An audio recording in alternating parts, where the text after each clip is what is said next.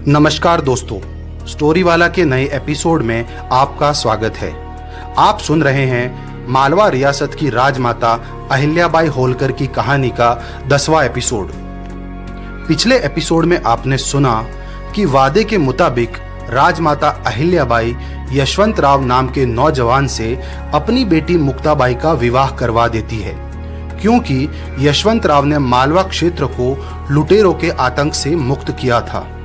दूसरी तरफ इंदौर शहर के एक श्रीमंत साहूकार देवीचंद की मौत हो जाती है और कानून के अनुसार सेनापति तुकोजी राव देवीचंद की सारी संपत्ति पर कब्जा कर लेते हैं। इस बात से आहत होकर देवीचंद की विधवा राजमाता अहिल्याबाई के दरबार में शिकायत लेकर पहुंचती है। अब आगे। देवीचंद की विधवा पत्नी की पूरी बात सुनने के बाद अहिल्याबाई सेनापति तुकोजी राव को एक पत्र लिखती है।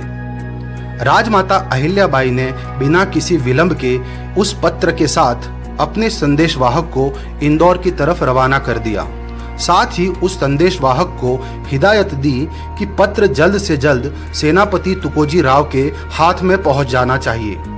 संदेशवाहक को इंदौर भेजने के बाद राजमाता अहिल्याबाई ने देवीचंद की विधवा पत्नी को ढेर सारे तोहफे और सांत्वना देते हुए कहा, बहन, हमारे सेनापति तुकोजी राव के कारण आपको जो कष्ट हुआ उसके लिए मैं क्षमा मांगती हूँ।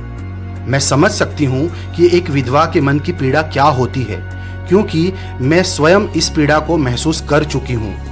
राजमाता अहिल्याबाई के मीठे शब्द सुनकर देवीचंद की विधवा पत्नी को यकीन नहीं हो रहा था कि इतनी बड़ी रियासत की महारानी का व्यवहार इतना सामान्य भी हो सकता है। देवीचंद की विधवा पत्नी ने हाथ जोड़कर राजमाता अहिल्याबाई से कहा, मैंने सोचा भी नहीं था कि मालवा की महारानी इतनी सरल और ममतामयी हो सकती है। राजमाता, आप अद्भुत हैं। आपसे मिलकर मैं धन्य हो गई। राजमाता अहिल्याबाई को खुद की तारीफ सुनना बिल्कुल भी पसंद नहीं था। देवीचंद की विधवा पत्नी से खुद की तारीफ सुनकर अहिल्याबाई ने कहा, नहीं बहन, मैं केवल और केवल एक सामान्य महिला हूँ, बिल्कुल आप ही की तरह। फर्क केवल इतना है कि तुम्हारे सर पर आपके अपने परिवार की जिम्मेदारी है, जबकि मेरे सर पर पूरे मालवा की प्रजा की। मालवा रियासत का एक एक परिवार मेरा अपना परिवार है और मेरे परिवार का एक भी सदस्य अगर दुख या संकट में हो, ये मैं बर्दाश्त नहीं कर सकती। देवीचंद की विधवा पत्नी को राजमाता अहिल्याबाई ने ढेर सारे तोहफों और प्रेम से विदा किया। दूसरी तरफ राजमाता अहिल्याबाई का पत्र जब सेनापति तुकोजी राव को मिला तो उन्हें यकीन नहीं हो रहा था कि राजमाता अहिल्याबाई मालवा के बरसों से चले आ रहे कानून को ही जिम्मेदार ठहरा रही थी। राजमाता ने जो पत्र सेनापति तुकोजी राव को भेजा था वो कुछ इस प्रकार था। सेनापति तुकोजी राव, सबसे पहले तो आप अति शीघ्र साहूकार देवीचंद की सारी संपत्ति उनकी विधवा पत्नी को सम्मान के साथ लौटा दें। साथ ही हम चाहते हैं कि उस विधवा महिला से आप माफी भी मांगे। ये काम होते ही आप मालवा लौट आए। राजमाता अहिल्याबाई का पत्र पढ़ने के बाद सेनापति तुकोजी राव ने अहिल्याबाई के पत्र में लिखी बात पर तुरंत अमल किया और साथ ही देवीचंद की विधवा पत्नी से माफी मांगते हुए सारी संपत्ति उन्हें वापस लौटा दी। दूसरी तरफ राजमाता अहिल्याबाई ने सारे मंत्रियों को दरबार में आमंत्रित किया। सभी मंत्रियों के दरबार में आ जाने के बाद राजमाता अहिल्याबाई ने अपने मंत्रीगण के सामने अपनी बात रखते हुए कहा, मालवा के सभी गणमान्य मंत्रियों को मेरा नमस्कार। आप सबको इस तरह अचानक दरबार में बुलाने का एक विशेष कारण है। आज हम हमारे राज्य में बरसों से चली आ रही एक कानून को रद्द करना चाहते हैं। हमें लगता है कि विधवा संपत्ति जब्ती का जो कानून चला आ रहा है, उस कानून को हम आज ही रद्द करते हैं। आज के बाद मालवा प्रदेश में किसी भी विधवा की संपत्ति पर राज्य का कोई अधिकार नहीं होगा।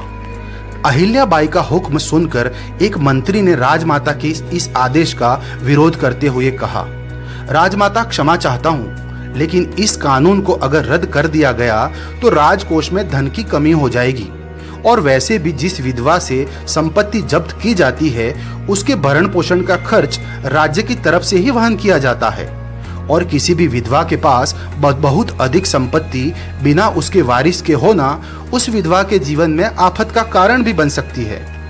कुछ देर सोचने के बाद राजमाता अहिल्याबाई ने अपने मंत्री से कहा, अगर ऐसी बात है मंत्री जी, तो आपके हमारे बारे में क्या विचार हैं? मालवा की महारानी होने के नाते हमारे पास भी कुछ संपत्ति है, हम भी एक विधवा हैं, तो ऐसे में हमारे ऊपर भी यही कानून लागू होना चाहिए ना?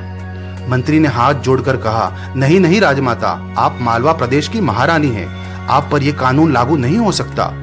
अहिल्याबाई ने हंसकर कहा, अच्छा, मतलब हम सब एक ऐसे प्रदेश में रहते हैं जिसमें राज्य की प्रजा और उच्च स्थान पर बैठे मेरे जैसे लोगों के लिए अलग अलग कानून हैं।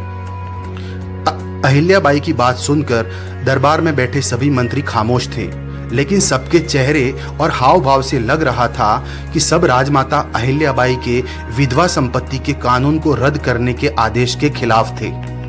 दोस्तों, कहानी में अब आगे क्या होगा? क्या राजमाता अहिल्याबाई विधवा की संपत्ति को जब्त करने के कानून को रद्द कर पाएंगी? मालवा के मंत्री राजमाता के इस फैसले का कहां तक विरोध करेंगे? क्या राजमाता अहिल्याबाई ने यह फैसला भावनाओं के अधीन होकर लिया था या राज्य के हित में? कहानी में अब आगे क्या होता है ये जानने के लिए इंतजार कीजिए मालवा रियासत की राजमाता अहिल्याबाई होलकर की कहानी के अगले एपिसोड का।